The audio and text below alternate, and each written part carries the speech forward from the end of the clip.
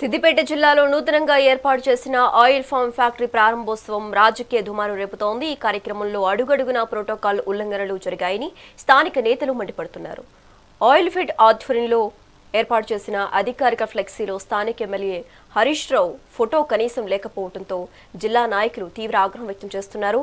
స్థానిక గ్రామ సర్పంచ్ ఫోటోను కూడా విస్మరించిన అధికారులు కాంగ్రెస్ పార్టీ నాయకులకు మాత్రం ప్రాధాన్యతనిస్తూ స్వాగత తోరణాలు ఏర్పాటు చేయడంపై విమర్శలు వెల్లువెత్తుతున్నాయి. నిబంధనలు పక్కన పెట్టి రాజకీయ ప్రాధాన్యతకు పెద్దపీట వేశారని విపక్ష నేతలు ఆరోపిస్తున్నారు.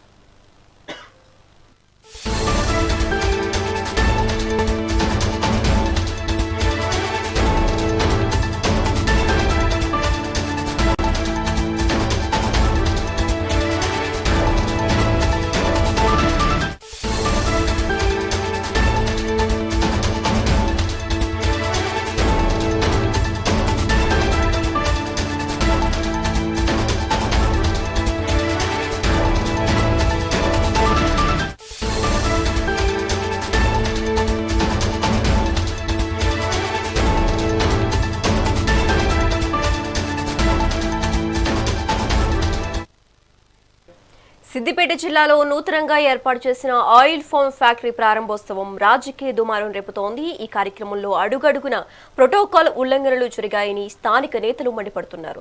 ఆయిల్ ఫెడ్ ఆధ్వర్యంలో ఏర్పాటు చేసిన అధికారిక ఫ్లెక్సీలో స్థానిక ఎమ్మెల్యే హరీష్ రావు ఫోటో కనీసం లేకపోవడంపై జిల్లా నాయకులు తీవ్ర ఆగ్రహం వ్యక్తం చేస్తున్నారు.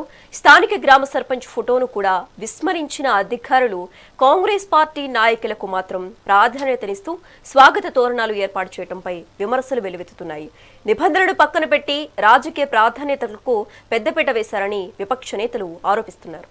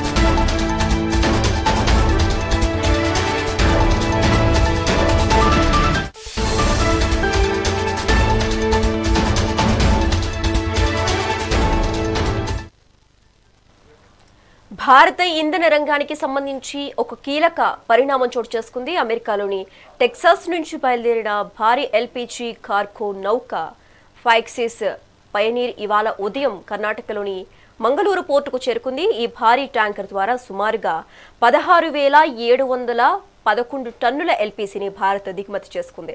పెరుగుతున్న దేశీయ గ్యాస్ అవసరాలకు ఈ భారీ నిల్వలు ఎంతగానో ఉపయోగపడతాయని అధికారులు భావిస్తున్నారు.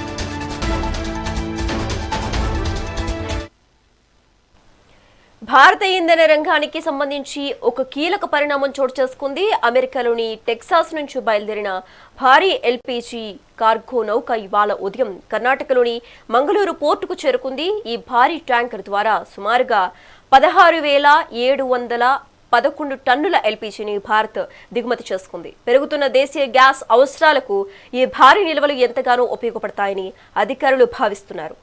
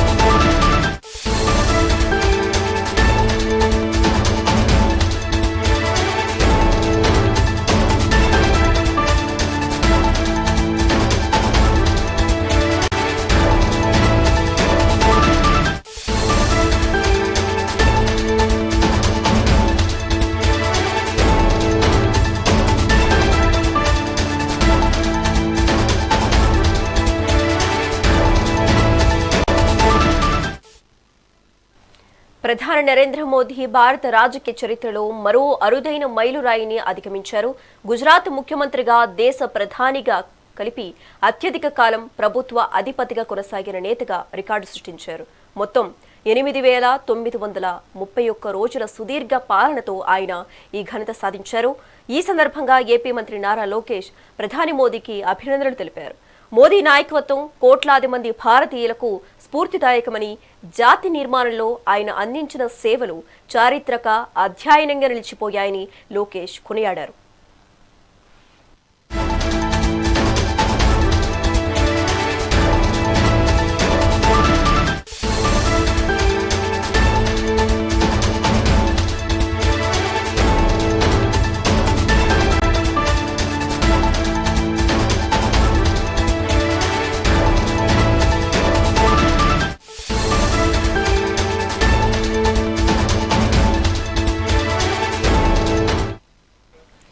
ప్రధాని నరేంద్ర మోదీ భారత రాజకీయ చరిత్రలో మరో అరుదైన మైలురాయిని అధిగమించారు.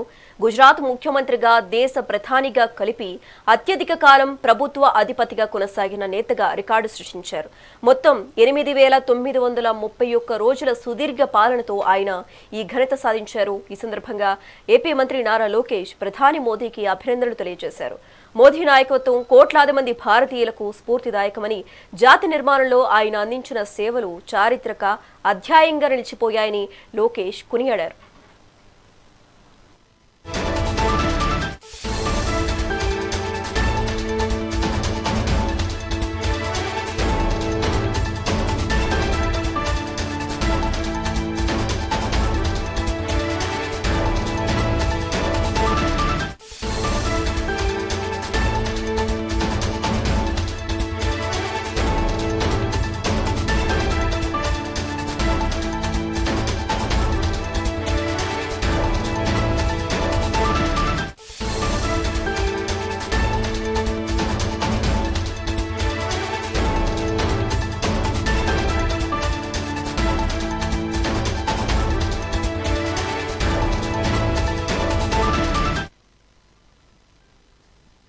సిద్దిపేట జిల్లాలో నూతనంగా ఏర్పాటు చేసిన ఆయిల్ ఫామ్ ఫ్యాక్టరీ ప్రారంభోత్సవంలో తెలంగాణ సీఎం రేవంత్ రెడ్డి పాల్గొన్నారు. ఇప్పుడు లైవ్ చూద్దాం.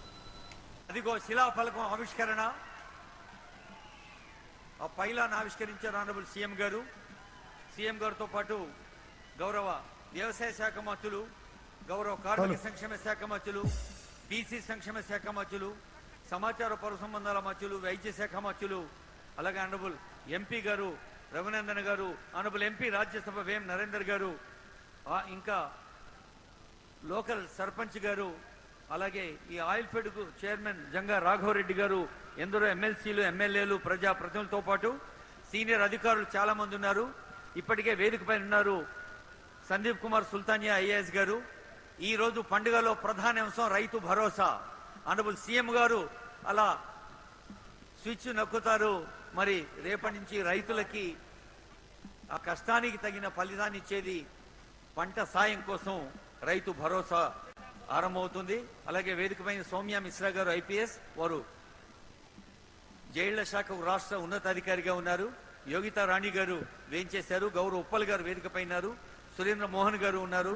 జిల్లా collector Hemavathi garu, MD oil fed Yasmin Basha IAS garu, Naveen Nicholas IAS director of school education garu, Telangana education commission chairman, అనేక సామాజిక ప్రత్యక్ష ఉపయోగపడే రంగాల్లో ఈ రోజు డ్వాక్రా మహిళలందరికీ తెలుసు మురళి సార్ అంటే. ఆకునూరు మురళి గారు వేదికపై ఉన్నారు.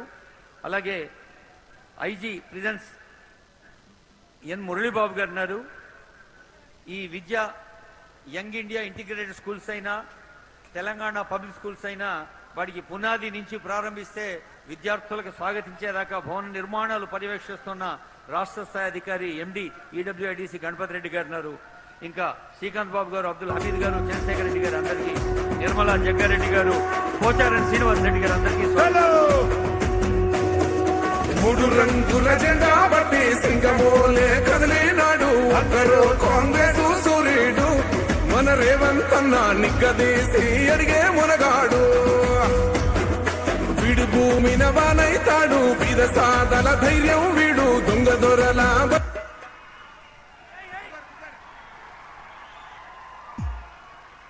మీరు ఆ స్క్రీన్ మీద చూడొచ్చు. గౌరవనీయులైన సీఎం గారు కోట్లాది రూపాయల నిర్మాణ వ్యయంతో శిలా ఫలకాలు ఆవిష్కరిస్తున్నారు.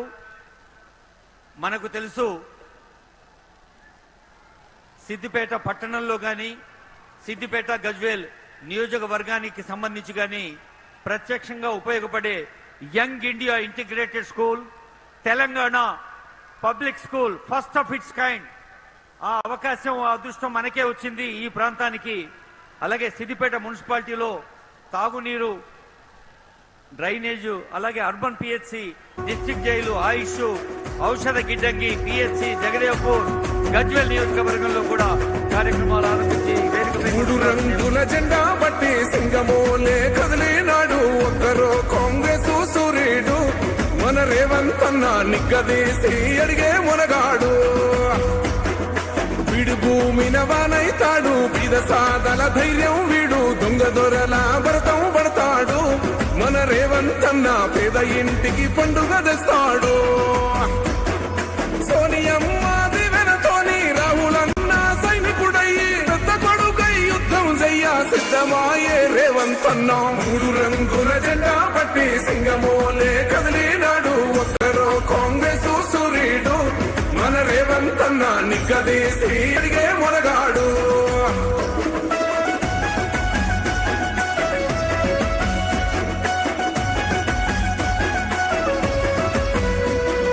దాడులెన్ని జరిగిన గాని దడువలేదు రేవంత్ అన్న, గంతకంతా ఎత్తుకు ఎదిగాడు.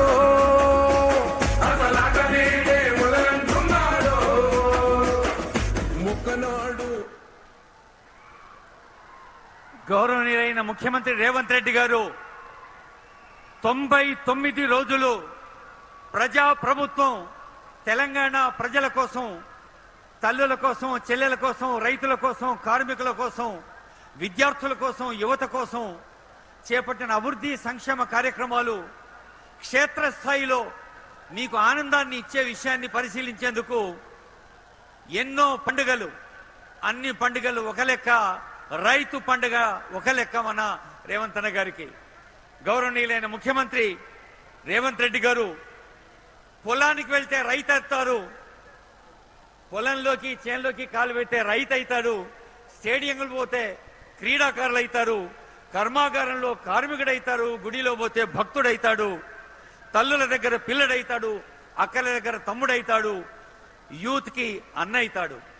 అది ప్రజా ప్రభుత్వ అధినేతగా ప్రజలకు మంచి చేయాలన్న సంకల్పం ఉన్నప్పుడు ఏ ప్రజా ప్రతినిధి అయినా ప్రజల హృదయంలో స్థానం అలా సంపాదించుకుంటే తప్ప ఆ విజయం సాధ్యం కాదు అని నిరూపించి తక్కువ సమయంలోనే ఎక్కువ ఫలితాలు అందజేస్తున్న ప్రజా ప్రభుత్వ అధినేత ఆనరబుల్ సీఎం గారికి, ఆనరబుల్ వ్యవసాయ శాఖ మంత్రులు తుమ్మల గారికి, వేదిక పైన వేయించేసిన గౌరవనీయ మంత్రివర్యులు మన జిల్లా ఇన్ఛార్జ్ మంత్రి డాక్టర్ వివేక్ వెంకటస్వామి గారికి, పొన్నం ప్రభాకర్ గారికి, పొంగులేటి వారికి, దామోదర రాజనరసింహ గారికి, ఇంకా ఎందరో పెద్దలు, సలహాదారులు, ముఖ్యంగా రాజ్యసభ సభ్యులు వే నరేందర్ రెడ్డి గారికి, ఆనరబుల్ ఎంపీ రఘునందన్ గారికి, ప్రజా ప్రతినిధులకు, సీనియర్ అధికారులందరికీ కూడా హృదయపూర్వక స్వాగతం పలుకుదాం.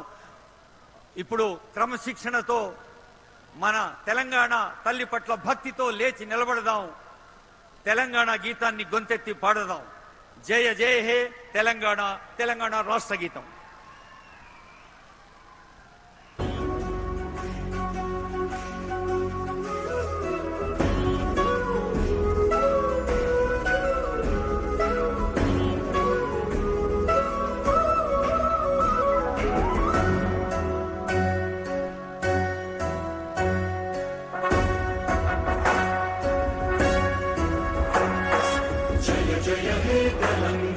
జననీ జయకేతనం ముక్కోటి గొంతుకలు ఒక్కటైన చేతనం తరతరాల చరిత గల తల్లి నీరాజనం పదపదాన నీ పిల్లలు ప్రణమిల్లిన శుభతరుణం. జయ తెలంగాణ, జయ జయ తెలంగాణ, జయ తెలంగాణ, జయ జయ తెలంగాణ.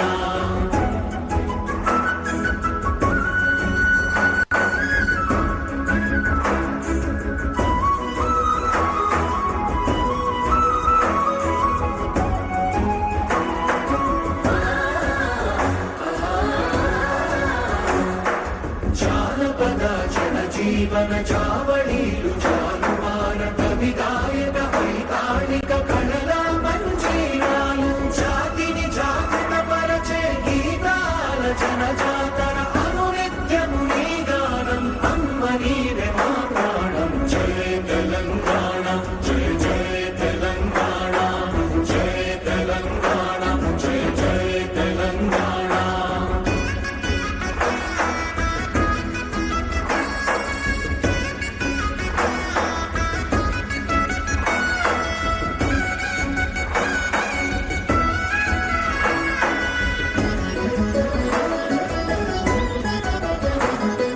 గోదావరి కృష్ణమ్మలు తల్లి నిన్ను తడుపంగా పచ్చని మాలేలల్లో పసిడి సిరులు పండంగా సుఖ శాంతుల తెలంగాణ సుభిక్షంగా ఉండాలి ప్రతిదినమది తెలంగాణ ప్రజల కలలు పండాలి జై తెలంగాణ జై జై తెలంగాణ జై తెలంగాణ జై జై తెలంగాణ జై తెలంగాణ జై జై తెలంగాణ జై తెలంగాణ జై జై తెలంగాణ. రైతు సుఖంగా ఉంటేనే రాజ్యం సుఖంగా ఉంటుంది అని లక్షలాది మంది రైతన్నల్ని, తల్లుల్ని, రైతు కుటుంబాల్ని అనేక వేదికలపై చెప్తున్న ముఖ్యమంత్రి గారికి మరోమారు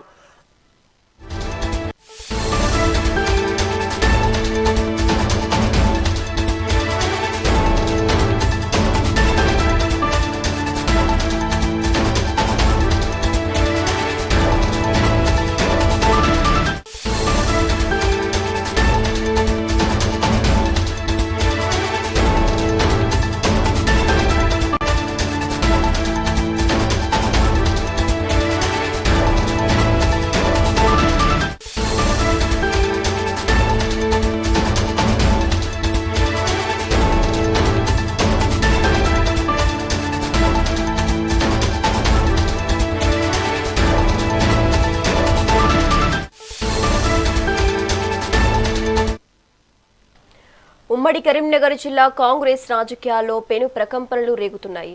సీనియర్ నేత మాజీ మంత్రి జీవన్ రెడ్డి పార్టీ వీడుతున్నట్లు సంచలన ప్రకటన చేశారు. తన రాజీనామాపై నెలకొన్న సస్పెన్స్ కు తెరదించుతూ ఈ నెల 25న కాంగ్రెస్ పార్టీకి రాజీనామా చేస్తున్నట్లు ఆయన స్పష్టం చేశారు.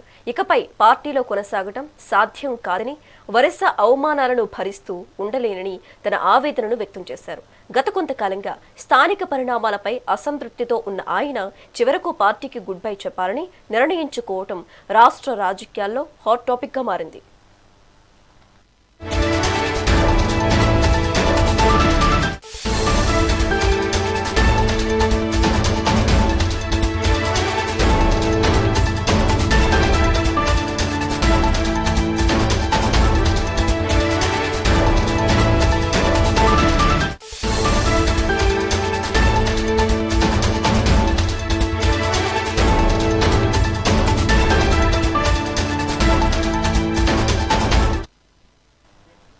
ఉమ్మడి కరీంనగర్ జిల్లా కాంగ్రెస్ రాజకీయాల్లో పెను ప్రకంపనలు రేగుతున్నాయి. సీనియర్ నేత మాజీ మంత్రి జీవన్ రెడ్డి పార్టీ వీడుతున్నట్లు సంచలన ప్రకటన చేశారు. తన రాజీనామాపై నెలకొన్న సస్పెన్స్ కు తెరదించుతూ ఈ నెల 25న కాంగ్రెస్ పార్టీకి రాజీనామా చేస్తున్నట్లు ఆయన స్పష్టం చేశారు. ఇకపై పార్టీలో కొనసాగటం సాధ్యం కాదని, వరుస అవమానాలను భరిస్తూ ఉండలేనని తన ఆవేదన వ్యక్తం చేశారు. గత కొంతకాలంగా స్థానిక పరిణామాలపై అసంతృప్తితో ఉన్న ఆయన చివరకు పార్టీకి గుడ్ బై చెప్పాలని నిర్ణయించుకోవడం రాష్ట్ర రాజకీయాల్లో హాట్ టాపిక్ గా మారింది. ఇక ఇదే అంశానికి సంబంధించి మోర్ అప్డేట్స్ మా సీనియర్ కరెస్పాండెంట్ ఉషా ఫోన్ ద్వారా అందిస్తారు. ఉషా, శశి, గత కొద్ది రోజులుగా జీవన్ రెడ్డి అంశం ఏదైతే జగిత్యాల మాజీ మంత్రిగా ఉన్నటువంటి జీవన్ రెడ్డి అంశము చాలా వరకు కూడా కాంట్రవర్సీకి కేర్ ఆఫ్ అడ్రస్ గా మారింది. ఈ అంశానికి సంబంధించి కాసేపటి క్రితమే జగిత్యాలలో జరిగినటువంటి ఒక సమావేశంలో జీవన్ రెడ్డి దీని మీద పూర్తి క్లారిటీతో ఒక ఆ, సమావేశాన్ని అయితే ఏర్పాటు చేశారు. ఈ సమావేశంలో చాలా వరకు కూడా తాను కాంగ్రెస్ పార్టీలో ఇమ్మడలేనని, కాంగ్రెస్ పార్టీని వీడుతున్నానని 25వ తారీఖున కాంగ్రెస్ పార్టీ సభ్యత్వానికి పూర్తి స్థాయిలో అయితే రాజీనామా చేస్తున్నట్టుగా అయితే ప్రకటించారు. మొత్తం మీద నిన్న అడ్లూరి లక్ష్మణ్ అలాగే శ్రీధర్ బాబు కలిసి మంతనాలు కూడా జరపడం జరిగింది. కానీ ఎట్టి పరిస్థితుల్లోనూ జీవన్ రెడ్డి కాంగ్రెస్ పార్టీలో ఇమ్మడలేను అన్న కోణంలోనే, తనకి కూడా ఖచ్చితంగా నేను రాజీనామా చేస్తాను అన్న కోణంలోనే శ్రీధర్ బాబుకి అడ్డూరి లక్ష్మణ్ కి కూడా చెప్పడం కూడా మనం చూసుకోవచ్చు. వరుస పరిణామాలు, ఇంటర్నల్ మీటింగ్స్ ఏవైతే ఉన్నాయో కాంగ్రెస్ పార్టీకి సంబంధించి ఇంటర్నల్ మీటింగ్స్ ప్రతి ఒక్క దానికి కూడా అటు జగిత్యాల ఎమ్మెల్యేగా ఉన్నటువంటి డాక్టర్ సంజయ్ ని స్వాగతించడము, ఇవన్నీ కూడా జీర్ణించుకోలేకే ఇప్పుడు కాంగ్రెస్ పార్టీ ఉమ్మడి కరీంనగర్ కి సంబంధించినటువంటి జగిత్యాల మాజీ మంత్రిగా ఉన్నటువంటి జీవన్ రెడ్డి ఎట్టకేలకు రాజీనామా చేయడానికి అయితే సిద్ధమైనట్టుగా అయితే తెలుస్తుంది. ఈ ఎపిసోడ్ లో దాదాపుగా కూడా అటు ఏఐసిసి పెద్దల వరకు కూడా వెళ్ళినటువంటి ఈ అంశానికి సంబంధించి చాలా వరకు జీవన్ రెడ్డిని నచ్చజెప్పడానికి, అలాగే బుజ్జగించడానికి చాలా మంది మంత్రులతో పాటు అలాగే ఫోన్ కాల్స్ కూడా చాలా వరకు వెళ్ళినట్టుగా అయితే తెలుస్తుంది. గత కొద్ది రోజుల క్రితమే, ఏదైతే 10 రోజుల క్రితం తన ఏదైతే వాట్సాప్ గ్రూప్ ఏదైతే ఉందో వాట్సాప్ గ్రూప్ లో కూడా కాంగ్రెస్ పార్టీని స్కిప్ చేసి మరి తన గ్రూప్ ని మళ్ళీ కూడా ఇన్సర్ట్ చేసుకోవడము చూసుకోవచ్చు. అలాగే వరుసగా ఈ పరిణామాలన్నింటినీ కూడా రాజకీయంగా జీవన్ రెడ్డి కాంగ్రెస్ ని వీడుతున్నారు అన్న సంకేతాలను అయితే పంపించాయి. కానీ ఎట్టకేలకు ఈ రోజు ఇచ్చినటువంటి క్లారిటీలో 25వ తారీఖున ఖచ్చితంగా తాను రాజీనామా చేస్తున్నట్టుగా అయితే పూర్తి స్థాయిలో అయితే జీవన్ రెడ్డి చెప్పడము, అలాగే అవమానాలు భరిస్తూ, ఏదైతే ఇది పెయిన్ఫుల్ న్యూస్ అనేసి చెప్పుకోవచ్చు.